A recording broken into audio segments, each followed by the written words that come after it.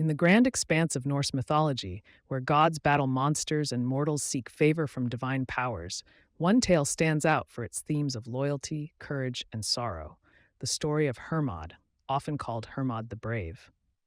Known for his daring journey into the realm of the dead, Hermod is a shining example of selflessness and devotion among the gods of Asgard. Though he is not as widely celebrated as Odin, Thor, or Loki, Hermod plays a vital role in the mythic narrative surrounding Baldur, the beloved god whose death triggers the countdown to Ragnarök. Hermod's story is primarily found in the Prose Edda, compiled by Snorri Sturluson. He is described as the son of Odin, and although he is not one of the most powerful Aesir gods, his tale reveals a heart as noble and fearless as any of his more famous kin.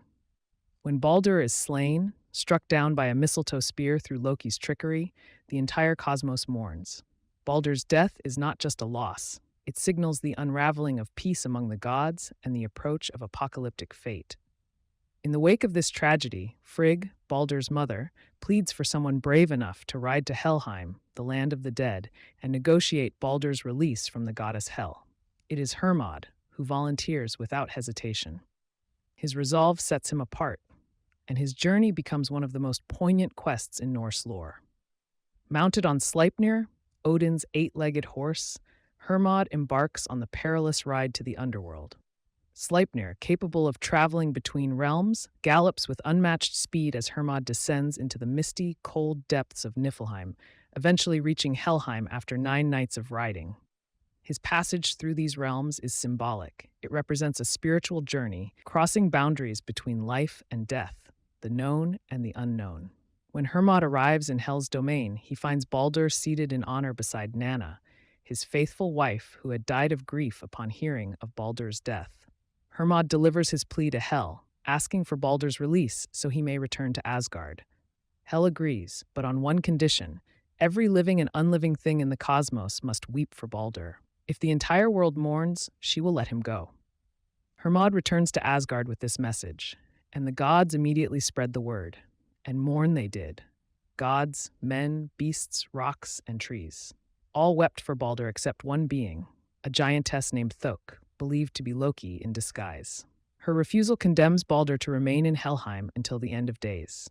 Hermod's heroic journey, though unsuccessful in changing fate, becomes a powerful testament to the depth of devotion and the tragic nature of the Norse cosmology, where even gods are powerless against destiny. Hermod is remembered for bravery, loyalty, and duty. He is not a warrior with a hammer or a schemer with silver tongue. He is a messenger and mediator, someone who sacrifices for others without expectation of reward.